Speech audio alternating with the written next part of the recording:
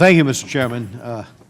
Again, Mr. Secretary, good to see you. And just following up on the questioning of Mr. Barr, I'd like to thank you for your commitment to leveling the trade and regulatory playing field for our job creators here in the United States. And on this front, unlike at least one of my colleagues, I was very pleased to see that the U.S.-EU covered agreement on insurance and reinsurance moved across the finish line, because that is going to mean billions of dollars in savings for U.S. firms, which can be reinvested in our economy, and that's going to be passed on to the consumers.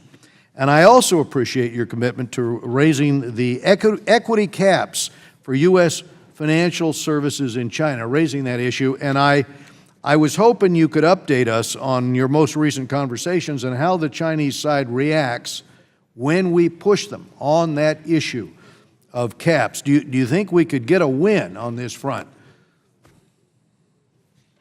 Again, I'm going to withhold how they react, but what I will say is this is a yes-no answer. We expect them to be increased.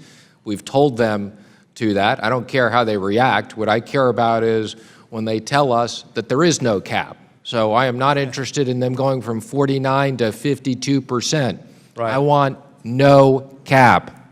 I think that's absolutely I hope you don't right mind. attitude. I hope you don't mind me using just 5 seconds of your time, because I do want to acknowledge Mr. Scott, and I too share this great love for this country, and it's extraordinary your accomplishments. So thank you.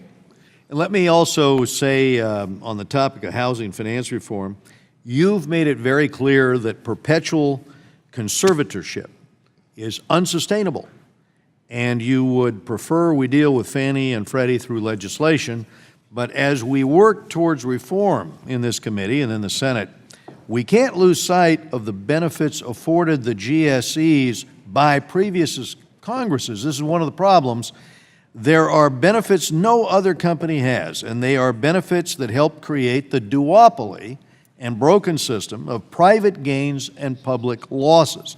And among those obvious benefits are tax-exempt status from state and local jurisdictions, the ability to issue special SEC-exempted TBA or to-be-announced securities, the ability for the Fed to purchase GSE securities through their monetary policy operations, a perpetual line of credit directly to Treasury beyond the 08 bailout authority, and above all else, the implicit government guarantee that comes with a charter which gave them the ability to borrow at below market rates and ignited the duopoly. And you know, as someone who was concerned about basically the moral hazard in this equation, in 04 and 05, I tried to have them regulated for systemic risk. I think, Secretary Mnuchin, you understand this. Can you eliminate any of these benefits without legislation? And would you agree that reconstituting Fannie and Freddie as private companies with these congressionally mandated benefits should be avoided at all costs?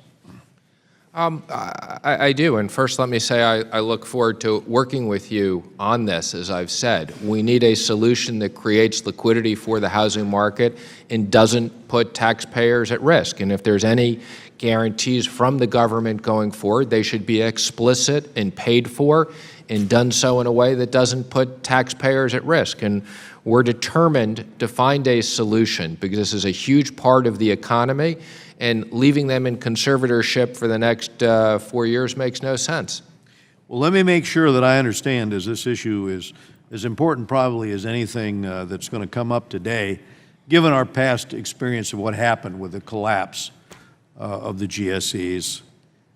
Do you agree or not that Fannie Mae and Freddie Mac should not, under any circumstances, be reprivatized as privately owned, implicitly government-backed institutions? So what was the last part of it? Implicitly? Implicitly government-backed institutions. In other words, under any circumstances, be reprivatized as privately owned, implicitly government-backed institutions. I agree. There shouldn't be implicit. If there is something, it should be explicit and paid for. Otherwise, it should be very clear. There's no implicit government backing. Thank you, Mr. Secretary. Time of the gentleman has expired. The chair now recognizes the gentleman with